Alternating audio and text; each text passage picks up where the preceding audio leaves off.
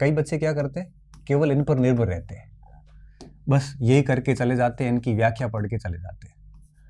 आप अगर previous years question के ऊपर निर्भर रहेंगे तो होगा कुछ भी नहीं, क्योंकि नए प्रश्न बढ़ने लग गए हैं अब। इसलिए इनको केवल और केवल आप टॉपिक पढ़ लिया, उसके बाद में पुराने प्रश्न अभ्यास के लिए सॉल्यूशन कर सकते हैं। इससे अधिक पीवी क्यूपी के ऊपर आपको डिपेंड नहीं रहना है, पहली चीज तो ये ध्यान रखनी है। दूसरी बात, जो भी टॉपिक पढ़ते हैं, टॉपिक को 360 डिग्री तैयार करना है। 360 डिग्री का क्या मतलब होता है? 360 डिग्री का मतलब होता है जड़ से लेके और ऊपर तक सारी बातें तैयार होनी चाहिए। जलवायु पढ़ रहे हैं, पश्चिमी विक्षोभ क्या होते हैं, मानसून का लौटना क्या होता है, रिट्रीट मानसून क्या होता है, मानसून का विच्छेदन क्या होता है, आगमन क्या होता है, सारी प्रोसेस समझनी है आपको। और ये पूरा मस्तिष्क में आप क्लियर करके पूरा माइंड से समझिए उसको। इतिहास पढ़ रहे हैं तो सारी चीज़ें समझिए उसको। जब भी कोई टॉपिक पढ़ते हैं तो मुझे लगता है आपको उस टॉपिक के बारे में गहराई से समझना चाहिए। मतलब कारण क्या है, कैसे हुआ, कहाँ, क्यों, कब, इन सब के आंसर ढूंढिए अपने आप से। आप एक ऊपर से तथ्य पढ़ के रट के आगे मत निकलिए। क्यों? क्योंकि इससे क्या होगा कि आप कर नहीं पाएंगे। आप उत्तर तभी कर पाओगे, जैसे एक प्रश्न आया कि एसडीजी का गोल संख्या 15, ऐसा कोई प्रश्न आया था।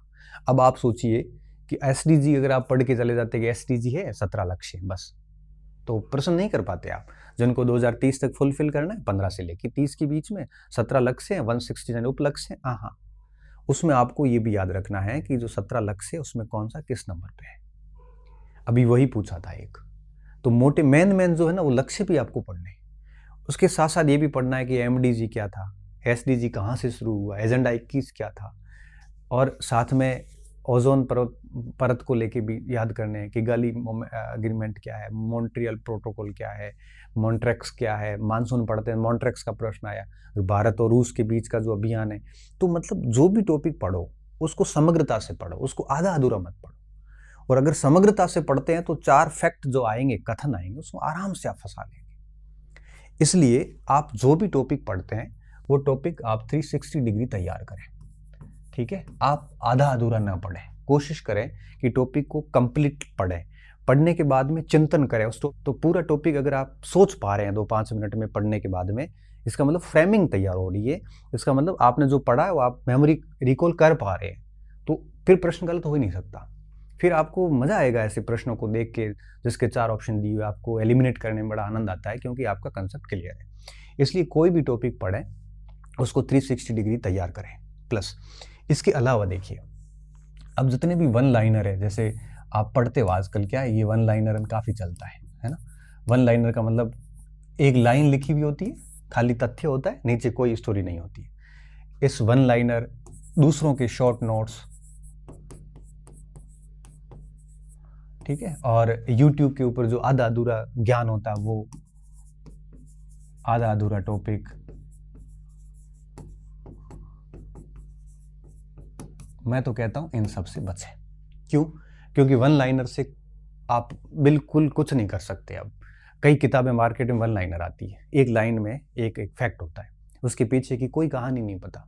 ये लिखा हुआ है कि बृहदारण्यक उपनिषद के अंदर गार्गी और याज्ञवल्क्य संवाद है, छांदोग्य उपनिषद के अंदर श्वेतकेत आरुणी उद्दालक और श्वेतकेत की कहानी। अगर अंदर से पूछ लिया तो क्या करोगे? मतलब मेरा ये है कि वन लाइनर से आप एक तथ्य रट सकते हैं, लेकिन विश्लेषणात्मक प्रश्न का उत्तर नहीं दे सकते। एक ही प्रश्न में 6 तथ्य डाल दिए तब आप उत्तर नहीं दे सकते, और वन लाइनर याद करने में बड़ी मुश्किल होती है। शॉर्ट नोट्स आप दूसरों के मत पढ़िए।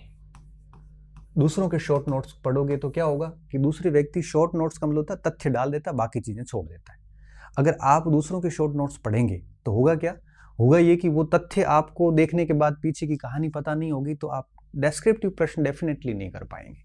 अगर कंसेप्ट अवधारणा मजबूत है आपकी, तो आप प्रश्न का उत्तर गलत कर ही नहीं सकते। अगर अवधारणा कमजोर है तो अंदर से बड़ा कमजोरी सा फील होता है, कॉन्फिडेंस कभी नहीं आएगा। इन चीजों में कभी कॉन्फिडेंस नहीं आता। कॉन्फिडेंस कब आता है? जब आपका टॉपिक कंसेप्ट बेहद क्लियर है। और अवधारणा कब मजबूत होती है? अवधारणा तब मजबूत होती है या तो आपने पुस्तकों से पढ़ा है, पुस्तकों से पढ़ा है तो आपकी अवधारणा मजबूत होती है, कहीं दिक्कत नहीं है। चौथा काम क्या करना है, आप सिलेबस को 100% पढ़िए, 100% सिलेबस पढ़िए, ठीक है, छोड़िए मत। याद कितना हुआ ये अलग बात है, लेकिन मुझे लगता है कि कोई भी टॉपिक, कई बार हम 4 टॉपिक छोड़ देते हैं और उन टॉपिक से बड़े सिंपल से प्रश्न आते हैं और हम उसको गलत करके आ जाते हैं। इसलिए मेरा ये मानना है कि हमें ध्यान रखना है कि सिलेबस पूरा पढ़ के जाइए। अच्छा, जहाँ से अच्छे प्रश्न आ रहे हैं उसको बड़ा गहराई से पढ़िए। जो आपके बेहद कमज़ोर है, आपको समझ में बिल्कुल नहीं आते हैं, उनको भी आप ऊपरी ऊपरी तौर से पढ़ के जाइए, ताकि वहाँ से कोई सिंपल प्रश्न आया तो आप आराम से उसको कर लोगे। और अगर आप उसको ये कह के छोड़ दोगे कि पता नहीं यहाँ से कैसे प्रश्न आते हैं, ये मेरे से नहीं हो पाएगा, 2 प्रश्न छोड़ दूंगा, ऐसा मत करिए आप। क्यों? क्योंकि कई बार हम जो टॉपिक छोड़ते हैं वहाँ से इतना सरल प्रश्न आता है, फिर दुख होता है कि यार काश थोड़ा पढ़ के जाता तो ये प्रश्न तो किया जा सकता था। इसलिए 100% सिलेबस को है वो तैयार करिए।